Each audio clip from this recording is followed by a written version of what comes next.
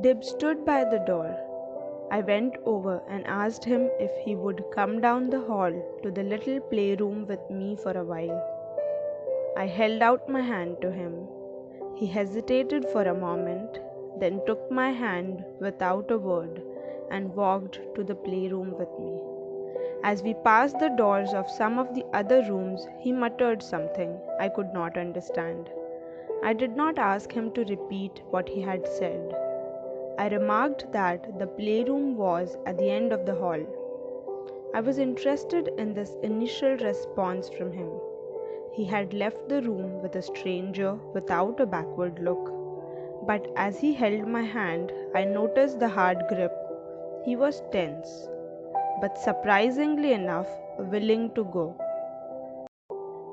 At the end of the hall, under the back stairs, there was a small room designated as the play therapy room. It was not attractive.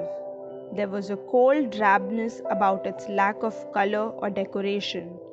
It had a narrow window that let some sunlight filter in, but the total effect was gloomy, even though the lights were turned on. The walls were a dingy buff color with uneven smears of washed spots here and there. Some of the spots were ringed with stains of the paint that clung to the rough surface of the plaster. The floor was covered with dull brown linoleum that was streaked by a quickly swung, not too clean mop. There was a pungent smell of moist clay, wet sand, and stale watercolor paints. Toys were on the table, on the floor, and on some shelves around the room. There was a dollhouse on the floor.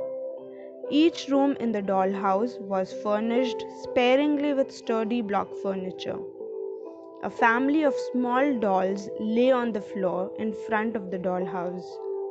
They were heaped there, mother, father, boy, girl, and baby dolls, with an open box containing other miniature dolls nearby. There were a few rubber animals: a horse, a lion, a dog, a cat, an elephant, a rabbit. There were some toy cars and aeroplanes.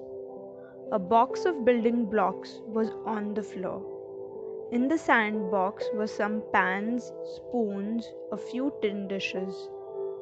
There was a jar of clay on the table. Some paints and drawing paper on the easel.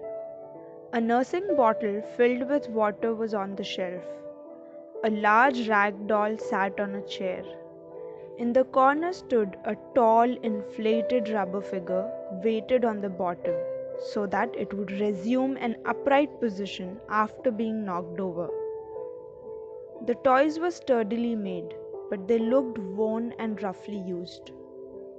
There was nothing about the room or the other materials in it that would tend to restrain the activities of a child. Nothing seemed to be either too fragile or too good to touch or knock about. The room provided space and some materials that might lend themselves to the emergence of the personalities of the children who might spend some time there. The ingredients of experience would make the room uniquely different for each child. Here, a child might search the silence for old sounds, shout out his discoveries of a self momentarily captured, and so escape from the prison of his uncertainties, anxieties, and fears.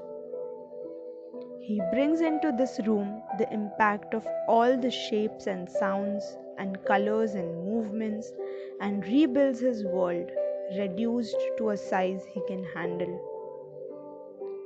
As we entered the room, I said, "We'll spend an hour together here in the playroom.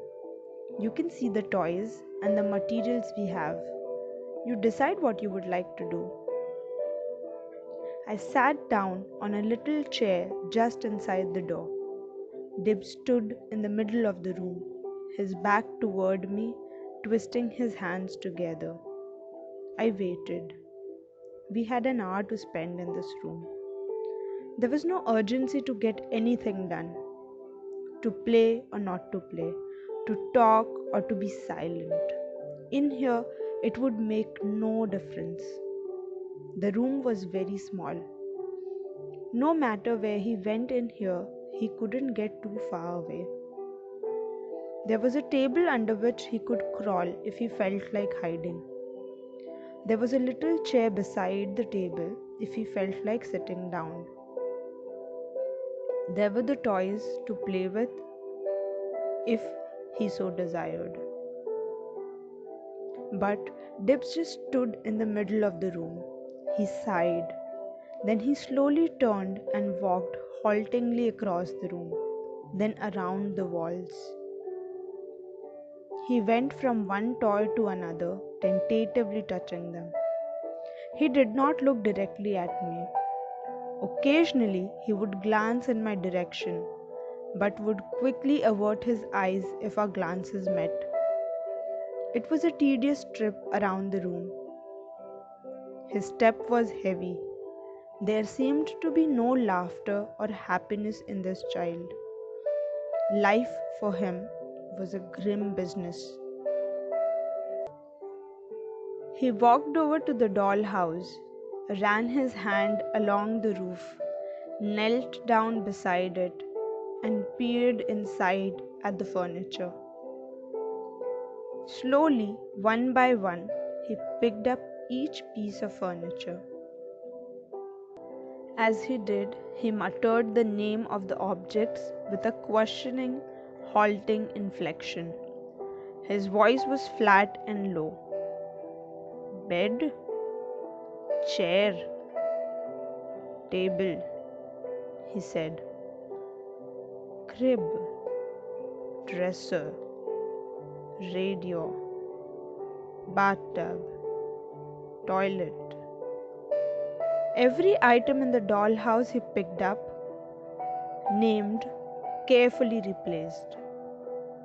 He turned to the pile of dolls and sorted slowly through them. He selected a man, a woman, a boy, a girl, a baby. It was as though he tentatively identified them as he said, Mama, Papa, Sister, Baby. Then he sorted out the little animals. Dog, cat, rabbit. He sighed deeply and repeatedly. It seemed to be a very difficult and painful task he had set himself.